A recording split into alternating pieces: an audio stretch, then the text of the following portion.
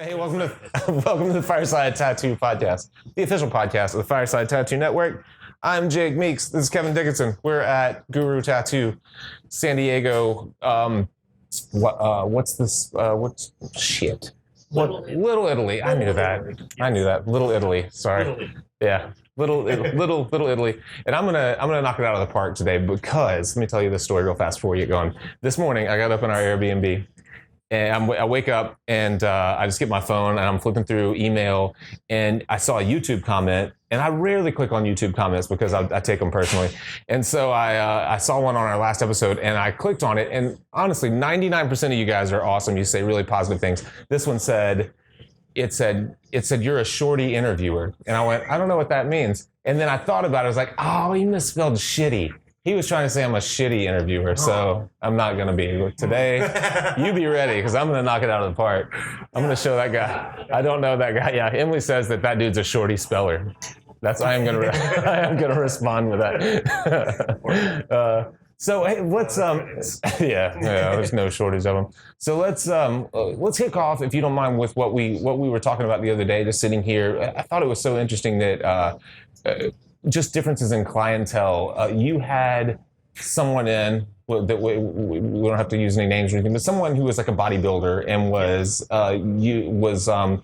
cycling on and off of like performance enhancing drugs, anabolics, right? Steroids, yeah. And so you're telling me about some of his hard heals, and then as you're talking about it, I realized that he's not the only. You obviously have had experience with this over the years, and I've tattooed a long time, and I don't have a lot of experience with that, and it's just a complete difference in Southern California clientele and Memphis, Tennessee clientele, right? Yeah. I can't.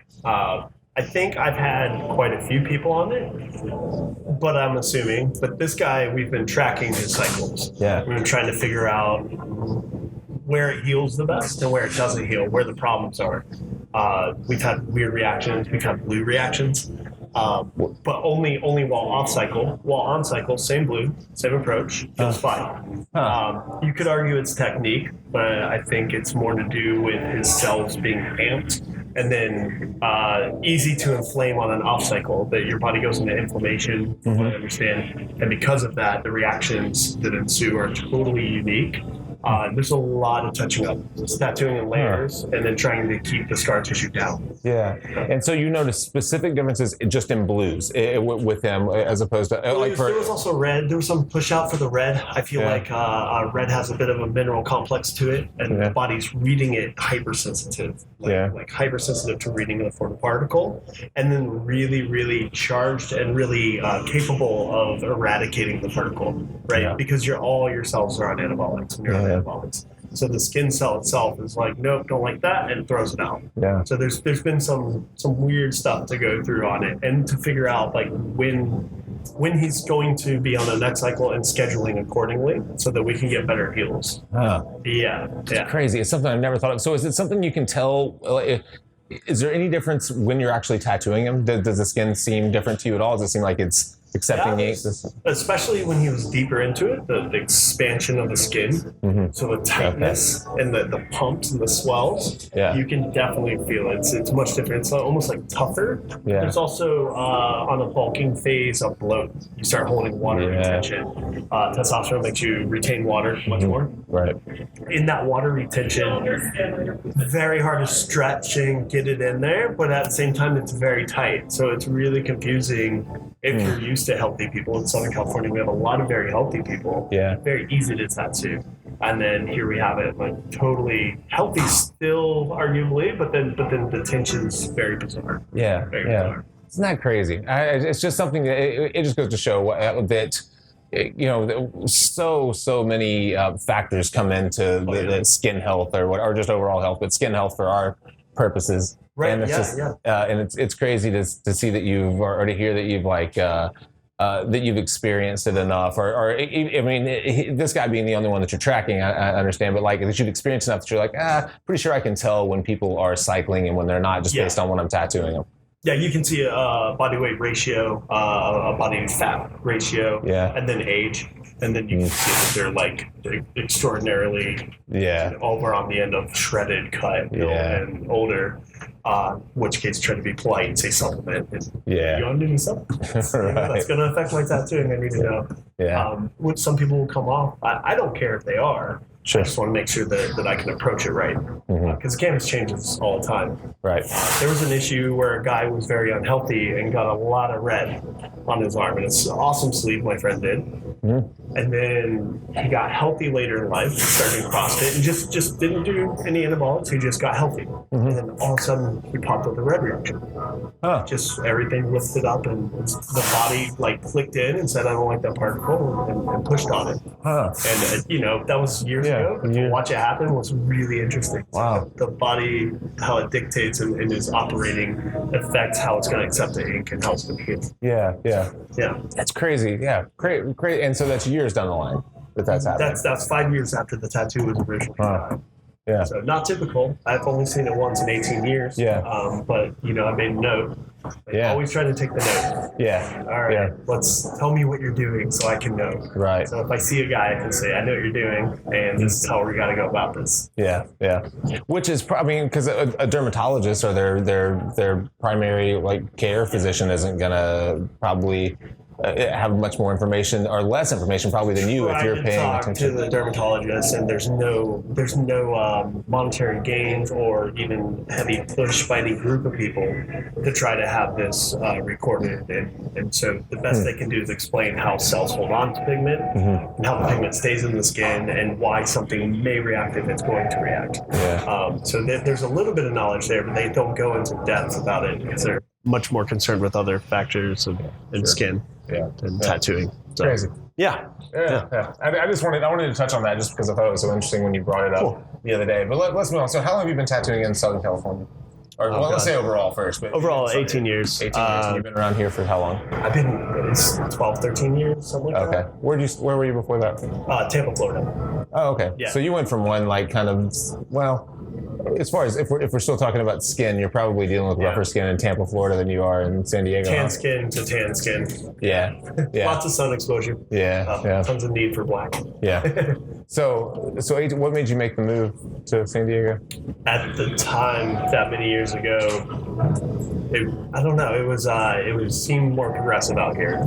Yeah. Now the internet's gotten to everybody, so everybody's kind of going upwards. But at that time, it seemed like a better place to be.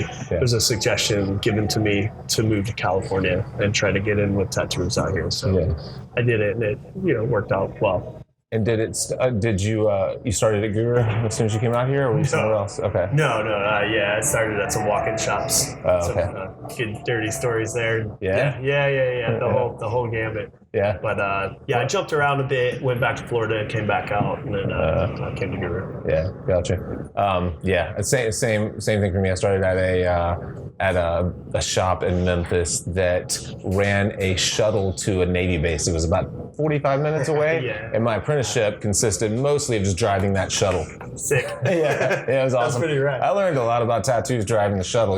Sure. Yeah, how to deal with the clients. Exactly. Like, hey, what are you guys thinking about getting? Like, I don't know. What's on the wall? Like, I don't know. They don't let me in. I just drive this shuttle. Apprenticing. Perfect. Perfect. So what? So stylistically, you're doing a lot of like big kind of illustrative, a lot of animal based stuff. What did you? How did that evolve? What made? Have you always drawn? It's what I enjoyed the most. I was doing pretty much everything came my way. I did a lot of underwater scenes at first. A lot of like octopuses. I think I did about 2.5 years of octopus and ship tattoos out here. We have a big Navy presence as well as Marine and just sea-loving people in general. So that became a big one. And then because of that, kind of transferred from octopuses to wolves and started developing this animal take. But at the time I was doing black work, biomech. I like lettering tattoos, script, tribal. I do a lot of stuff. I was doing a lot of stuff, but I streamlined it down to what I I like the most. Yeah. So not like a big growly animal as big as we can fit it on your limb is probably my favorite thing. Yeah. So I try to keep it to that for now. What was your background, your drawing background leading up to before tattooing, or did you have one? Florida scratcher, just trying to figure out how to do anything good. Yeah, I don't know. I guess I painted. My mom was a painter. So I painted. Comic books was a huge influence. And, you know, we had our little grocery store in the small town. We got our comic book, and then me and my brother just drew X-Men forever. And so that was kind of the start for our work. And then tattooing just shows you what you can tattoo and what you can't. So basically tattooing. No schooling or anything. Nothing like that. Just sucking for a long time. The way that so many of us, it's funny now when you see people coming out of like with $100,000 art degrees, looking for apprenticeships. And you're just like, good Lord, man, I'm glad you weren't around when I was learning how to tattoo. Very intimidating for the older dudes, absolutely. But inspiring, kind of cool. It's it's gonna get weird. It's gonna get really weird in 10 years. I'm really curious what's gonna be happening. It's already weird. It is. What do you think? What do you think we might see? Do you see like just tradespeople being pushed out? Do you think there'll always be a place for like? I always think of like I still use the term tattooer more than I never say tattoo artist, I guess, but I use the tattooer the same way I would say plumber or welder. I just when I got into it, I always thought of it as like a trade. Like you learn how to solder. You know, you're whatever. I think there's so many people. There's a lot of tattooers. It's multiplying. It's getting bigger and bigger. It's just growing. But so is the population. And a lot of this is personality based. A lot of this is sitting with the client. A lot of this is I had a friend describe it as a performance and really like coaching them through pain and connecting and having empathy and you can be talented, but if you're snooty in the chair being hostile, no one wants to sit through it. Right. I mean, some people want to sit through it, don't get me wrong, but somebody doesn't want to sit through it and I'll pick them up. Right. You know what I mean? So that's part of it is your personality is going to come through. And I honestly don't even need that many followers to stay busy. So I didn't have Instagram or Facebook 3 years ago, and I was booked for a year and a half just from staying in the same spot for a long time. Right. So there's multiple avenues to stay busy. A lot to be said for that. Just being in the same spot, being reliable, having some bedside manner. Right. Absolutely. And I think a lot of people, especially these days, get caught up so much in building a huge following and feeling like it Which is great. That will keep you busy. Absolutely will keep you busy. There's multiple ways to stay busy. Multiple ways. If you're determined to stay busy, you will. So. And especially focusing like you are on larger scale stuff, I think it's important to not only to have some bedside manner, but to make sure that the people that you're tattooing have a little bedside manner as well. You have to kind of live in with these people a little bit. You're spending 6 or 8 hours a day with people sometimes. You got to get along with them. Relationships all around, roommates. So talk a little bit about your your design process. You're drawing when you're drawing to the body, when you're drawing to an area of the body. What's your approach? Or do you have a very kind of general to specific approach? Are you thinking about big, simple shapes originally, and then dialing down, or are you a detail-oriented person from the start, or what's your drawing approach? I guess I just try to get the angles right, where I know it's not going to skew a face or skew a claw. I'm also trying to make sure that if I see it and the shirt's on, whatever I'm looking at is interesting. And every angle as it turns should look interesting. Try not to have too much vague area that's not good to look at. Some mix between that and then like the Japanese X pattern, trying to follow like angles that weave together. All that stuff I started thinking about first for about 4 days. And then I'll start looking up references that might help guide the angles. And then I'll go into the drawing. So usually I'm 4 to 5 references of photographs laying around of the actual animal. And then I'll try to draw it for the vague shape of the arm. And I don't think about the size of the arm. I don't mess with that at all. I just wait until I get there, and then I put it on as large as it'll fit without looking ridiculous. So that seems to work. Had a few guys show up with pretty small arms and still It still works. Yeah. Blast it over. Yeah. Yeah. Yeah. There's a lot to be said for letting the body help you build the composition, overshooting the space, and just like taking a chance, being like, this seems 20% too big, but let's check it out. And you're like, oh man, like your arm solved a lot of my problems right there. Like I don't even need that part of the face now that I look at it. Exactly. Yeah. And usually if I can read it across the room, tell what it is, everybody's more excited about it. Everybody wants to see that. They don't have to get here. That's cool. But I personally like it when I'm like, oh my God, look at that guy's arm is a giant bear. And that's it. And that's really impressive. Yeah. Yeah. There's bad examples. We talk a lot about that. It's like if you're standing 3 rows over in the grocery store, like in a line in the grocery store, and the shapes aren't interesting to me, it doesn't, I mean, I'm not going to get close enough to see how well it was executed technically, like how well it was drawn. If the big areas of light and dark aren't interesting from, from this distance away to Emily, I'm like, I'm moving on. It doesn't matter. Became my favorite tattoos was like a big mask or a back piece or a big skull or something very simple, but then highly detailed, then you can be invited to come up closer because the overall formats grab your attention. Yeah. So I'm attempting to do that. Yeah. I love that. I also love that you mentioned what it looks like with clothes on. The thing I find myself looking at a lot, if we're working on a sleeve and we're coming in for a second or third or whatever, sitting, when the person walks into the studio and they're putting their lunch in the fridge on the way back to the studio, I'm always kind of squinting and glancing at them just to see, like, did I crop that in a way that it makes sense where they don't, obviously short sleeve shirts go from wherever to wherever, but like, did I crop it where the forehead of something is clipped by a short sleeve? Does it look completely ridiculous? And not that I can fix it now, but I can fix it on the next one. Something should tease you and say, lift your arm, or the client should be annoyed. If the client's not annoyed, you have a bad tattoo and no one cares. I'll tell people before I finish their tattoo, which puts a lot of pressure on me. I'm like, if nobody bothers you and you're not annoyed by the questions, then I failed you. And you paid for nothing. I'm like, oh God, make it work. That's a good way to put it.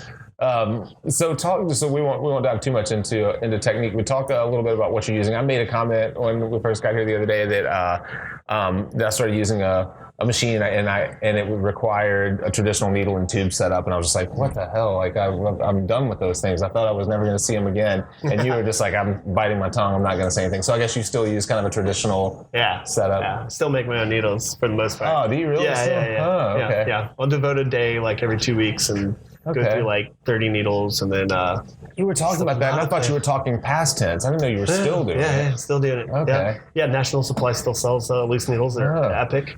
I love that place. Yeah. So I haven't ordered from them in a long time. I'm glad to know they're still totally. business. Yeah, it's good. It's therapeutic. I haven't been doing it for that long. I recently started doing it again, maybe a year and a half ago. Yeah.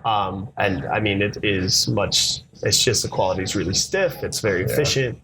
Goes in really easy, and I can make whatever I want actively. So I've tried different things. It's been a whole like enjoyment. It's like a person that hasn't painted in a while. They start painting again and realize the value of it. It's the same for the needle making. So What brought you back to doing it? Just curiosity, or were you not happy with the needles you were buying?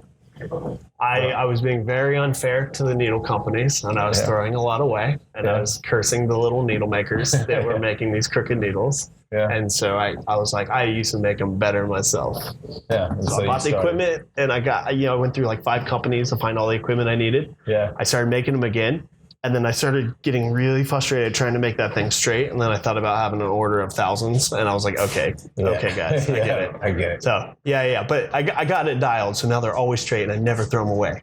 So that's why. And so when I plug it in, it's ready to go. That is awesome. And we haven't made them in years, but I remember coming in every day, making needles for the day and just learning like, all right, what am I working on today? And this was at a time, like, I don't know, maybe it was our shop, but I feel like it was a lot of 90s tattooers. We basically used like 3 liners, 7 liners, and 7 mags, and that was it. And it was just a matter of like how tightly I grouped them. I remember 9 round was the new school fat needle. Everybody's like, 9 round, wow. Now making like homemade 14s that are like Sharpies, maybe bigger, like huge.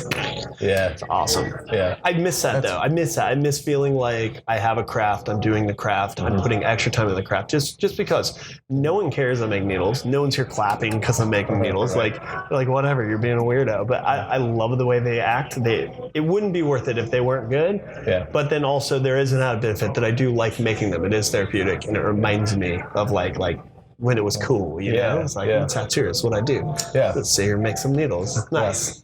Feels good. Absolutely, and that shows just kind of the huge kind of spans that this industry covers now, because you have, it's amazing how many tattooers I talk to that have never used or don't own an eye loop. They have no idea if they're using crooked needles or straight needles or what the taper is, or if one like I've literally I've looped a needle before that one was in upside down, so the blunt edge was out. I mean, and so it's just like, if you're not just taking a second to look at those things, you're gonna wonder why there's a big punch hole happening on repeat or something, whatever, right? Yeah, but it's amazing how many people don't, especially up in like newer tattooers, really solid tattooers that are just like, never even owned an eye loop. I wouldn't even know how to use it. Yeah. You can't find that little titanium bit anymore that made the mags. You can't find that. My buddy Squire had to come away with one. Thank God he came away with it, because I couldn't find it. I love that thing. They don't make it anymore. It's like, it's now like, I don't know what it is. It's something that I'm gonna have forever. I'm gonna make a necklace out of it when I can't tattoo anymore. It's good. So going forward, you're obviously, you've got a pretty set style. You're settled in here for years. How long did you say? 13 years? I've been at the. How long have I been here? Do you know? At least 8, 7, 8. Okay.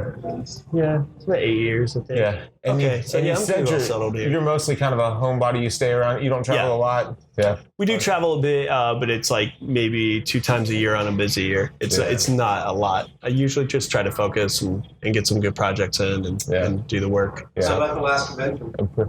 Winnipeg? My favorite? Who was I just talking to? Yeah. Who did we have dinner with last night? Cooper. Yeah. What did he go? Maybe he missed that show. He said he was. He missed that show. Yeah. He missed that show. Yeah. That show was sick. Yeah. That's my favorite. It's so rad. Yeah, man. I've never been to Winnipeg. I've never been to Canada, and that was my first time. It was awesome. Yeah. Beautiful out there. Yeah. And Rich throws an awesome show. He caters everybody. He's such a sweetheart. Everybody gets gift bags and it's like a big party. Everybody's super happy, super friendly, ready to go. Yeah. Awesome artwork going on. Yeah. It was rad. Yeah. It was super rad. Yeah, that's awesome. So is it one you'll continue to do, you think? Yeah, of course. Yeah. It's expanded my traveling habits. I don't like to travel, but I will for that, for sure. Yeah. I enjoy traveling. That's why we do the show. I like to bounce around and meet people. I don't necessarily like to tattoo away from my home station. This solves. It's like making needles, like going back to a walk-in shop. Yeah, because I took walk-ups. I took like little banger one-offs, and I sold those. It was awesome. I had a great time. I met the coolest people. Like came and just got tattooed, and it was like real old school. Yeah, it was. So you didn't book much beforehand. You just kind of like came in with some flash and up for grabs. That was it. Yeah. And tattooed pretty steadily. Tattooed the whole time. It was great. It was great. I did some really cool stuff. Yeah, wolves and snails and all sorts of fun stuff. Cool, yeah, that's awesome. So do you think you'll travel more? Most likely. I want to do the Winnipeg. Luckily, we have one here now in San Diego. That's really awesome. So I don't have to travel so much. Who's putting that on? I mean, I know. That's Bill Canales' show. Okay. What's his he owns Full Circle. Okay. Yeah. They do the Invitational, San Diego Invitational. Yeah. And that's fairly new, huh? Super new. Last year was their first year, but it was bomb. Yeah. So looking forward to that. Seems like there are more and more kind of invitationals, and I guess. Yeah. I mean, I don't know. I guess you're trying to set yourself apart there. If you're trying to put on a show now, you're competing with 4 other shows every. You want to make sure you control the vibe, and the vibe's your own, and it's nice. You don't have like too many people taking over the vibe. Yeah. And they did that. It was super tight. I was really impressed. And it was right down the street, so it wasn't like tattooing at a convention. Yeah. Get something local. It's like being home. It's great. Yeah. You get to work on stuff you're already working on, stuff like that. Or did you do that, or did you? Yeah. I started a big piece, and then I finished a sleeve, so it was really convenient for my clientele. Yeah, that's nice. That's what I'm always, when I do tattoo shows, I'm always a little jealous of whoever I walk past. It's obviously someone that I don't know that they're working on a full torso or something like that, and it's like, you live here. I know you live here. You're not starting that crap because. Or they're just that, Or I'm just bowing my head that hard. Exactly. Yeah. So you think San Diego's probably your home indefinitely? Yeah, probably. For now, anyways. I don't know. We'll see. I just draw, and then if something comes up, I'll adapt. Yeah. All right. So if people want to find you, where is perfect? If people want to find you, what's the best way? Kevin, is it just Kevin Dickinson Tattoos on Instagram? It's Kevin at gurutattoo.com is the website. Oh, the website. But I have the Instagram is Kevin Dickinson Tattoos. Yeah. One other thing I was just thinking of before we start to wrap it up, because we've got a couple more minutes. Cool. Everything is drawn in. Are you drawing still completely traditionally, or are you drawing digital at all? All paper. All paper. All paper and colored pencils. Have you tried just because? Oh yeah. Yeah, my girlfriend's got an iPad. I mess with it, but it's hectic. Yeah. Like, let me get a layer. Oh, your pencil's dead? That's weird. All right. Yeah. I feel old. I didn't feel old till iPad came out. Now I feel old. That is the one thing. I don't own the iPad. I've used the Cintiq and the pencil. I don't know why. I don't know what Cintiq figured out that iPad or that Apple didn't, but the pencil doesn't go dead. It just lasts. That's nice. Yeah, it'll last forever. But it is funny when you're just like, oh, you have to plug the pencil up. Like, you have to plug it up. Like, is that a cord you draw with it? Or no? Yeah. I really enjoy paper. I enjoy the pressure. Yeah. And I don't know, I'm used to it. So why change it right now? Yeah. So when you're mapping to, I see like some of the lines of the body and stuff like that, I think. So you're still using rolls of tracing paper, laying them on people, mapping them? No, I'm drawing the outline. That's just a rough guess of where the ditch would be. I have a little circle back there. So I draw a loose idea of how a sleeve would lay out if you filleted it, and then I just draw it on there. Okay. So that way I know where it bends. So you're not actually photographing or tracing it's the not person's body to at scale all. or even to it's not exact. It's real loose. So do you find yourself having to make a lot of changes on the... Oh yeah. I draw a lot of background stuff on. I redraw a lot of stuff once the stencil goes on. As long as the heart of it stays centered, then we're good. So you just have an idea of like, I want the elephant's head to sit right here, and whatever else falls behind, I'm going to hand draw that stuff in. Right. And then, the ear ends up on the chest, and, I just let stuff fold and bend around. However it falls. Yeah. Gotcha. I'm always curious because it seems like, digital drawing seems to be taking over, and I've started doing it more and more. I'm getting to where I don't draw much on paper. I do miss it, and I used to just buy rolls of tracing paper and roll it out on people and like mark the mark everything. The contact paper. Yeah, the contact paper and do all that. And I haven't done it in years, so I'm always curious who's doing what. And I love to see. The one bad thing about drawing digitally is you don't get to like plaster your wall with all your drawings. You got to print it out. Yeah, you got to print it out. That's kind of ridiculous. You print your iPad drawing out and stick it on the... I did do one drawing that I ended up tattooing, and I printed it out and put it up, and I got ridiculed heavily. Like, nice digital drawing, old man. All right. Yeah, that's cool. It seems like most everyone here is just still drawing traditionally. Everyone's just drawing on tracing paper. I mean, I see like a wall of... Yeah, I know they all use iPads, but I don't know, maybe just for the color study? Oh. I'm not sure. So these guys are all using iPads? I know Tim still draws straightforward, and Aaron has moved to the iPad. So we've had some shifts amongst the artists. Back and forth. Yeah. So Well, I should draw more on paper because I wish my studio had my drawings all over the walls. Totally. Instead of, it looks way cooler. Yeah, it's a good flex. Yeah, absolutely. All right. Everybody, Kevin Dickinson Tattoos or Kevin at gurutattoo.com. Did I say that right? That's the one. Yeah. And when are you, I guess you're taking new clients, right? I'm not taking new clients yet. I'll be on my books maybe in the next few months. I'm going to wrap up some of the projects from last year, and then I'll open up for a new batch. I only try to book for 3 to 4 months in advance. Okay, so that's what I was going to ask. So do you'll take on a handful of projects, kind of guesstimate how many sittings it's going to take, and try to wrap those up? Yeah, I set up all the appointments and get them all in a row, and then I shut the books again, and then focus. Do you intentionally book an extra 1 or 2? And this is something I'm struggling with. I intentionally leave space, so I got to make needles. Yeah, gotcha. The one thing I find is that I'm planning for a sleeve, and I'm like, well, let's book 6, and then I see. And then I realize like, oh shit, I can't finish it in 6, but I've already booked the next 6 or 8 months. I see. And so then you have one sitting left, and you can't do it until the summer. And you're like, son of a bitch. If I do 3 months, no problem. Because I'll usually book the first 4. Okay. If I need 6, by time I'm on 3, I kind of predict that. I'll put a couple in. Okay. And then if I don't need the last one, I'll knock it off. So Gotcha. the 3-month span, it seems to be the most relative for people's excitement. They're excited about the project. They just talked to you about it. Yeah. And 3 months, still excited. Yeah. In 1 year, maybe not as much. Yeah. I want to keep everybody pumped, motivated, and then make sure they wrap up so that I can batch them out, you know? Okay. So you hit that 3-month mark, or as soon as you hit 3 months, you close books. Yeah. And then you start those pieces, and then if you need extra, you have room at the end of that 3 months to fill them up. And then once you see that those are finished, then you reopen, and you don't really have any trouble booking the next 3 months. Right. Yeah. Gotcha. All right. That sounds like a good method. I'm always. It's easier for everybody, clients included, and mostly the clients. It's easier for them. So I rarely get canceled on or rescheduled. Like everybody's on target because we just talked about it. Yeah. And that's a way easier way because you stay fresher with the people. You remember the consultations. You know the drawings. And what I find, not closing the books and letting things just perpetually go on. By the time I get to starting a drawing, I don't remember the person that well. Boom. How am I going to perform if I'm not feeling the excitement of what we talked about 12 months ago? Like, I don't remember.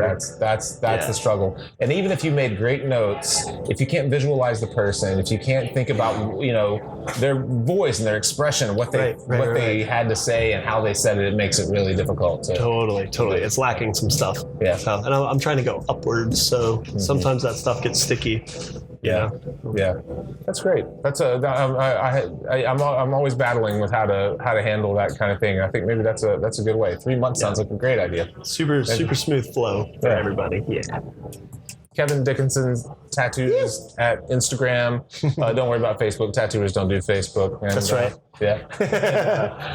Or Kevin at KevinDickinson@guru.com. Thanks, dude. That was fun, man. Awesome. Thank you guys, as always, for supporting what we do. We'll see you next time. We got a handful more episodes here in San Diego, in sunny-ish San Diego. You are not a shorty interviewer. Thanks, man. I appreciate that. I'm going to call that dude out. Very tall interviewer. Thank you. I'm gonna let's find that dude. Let's tag that guy in this episode. Like, what do you think now? Stop being a short head, bro. In his defense, the episode that he was talking about, I did fumble a lot around my words. And I don't know, it's one of those, sometimes, even one episode. So how many episodes are there? Hundreds. Right. Yeah. Come on. It's ridiculous. Leave us alone, man. Thank you guys. See you next time.